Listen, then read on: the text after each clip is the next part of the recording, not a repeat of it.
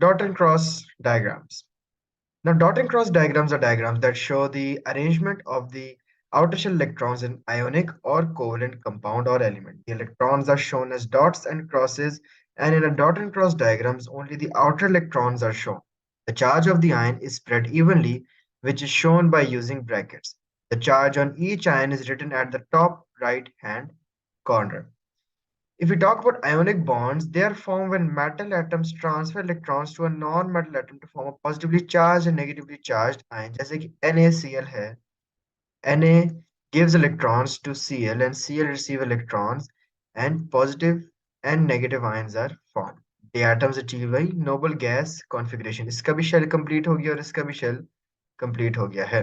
ये आपके पास NaCl की example है. We have an example of MgO and we have an example of CaF2 over here as well.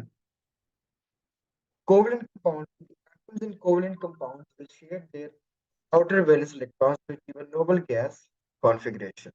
यहाँ पे sharing कैसे होती थी? We have already done that in IGCSE. ये देखें H2 शेयरिंग हो रही है, O2, N2 और ये सारे क्या है? आपके पास ट्रिपल बॉन्ड भी एग्जांपल है.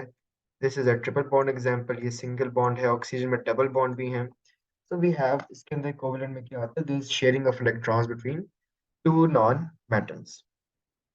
Here we have an example of NHC. These are the examples that are frequently asked by the examiner, that how nitrogen forms bonds with. अब nitrogen क्या करता है? It needs to complete three. Nitrogen needs three more electrons, so it's going to bind with three hydrogens और उनके साथ share कर लेगा. This is how it is bonded. In the next chapter, we'll be looking at how the angle, shapes, and forces are produced. Same as the case over here. क्या आपके पास H2O की भी bonding यहाँ पे नजर आ रही है. Then we have CH4, we have C2H6.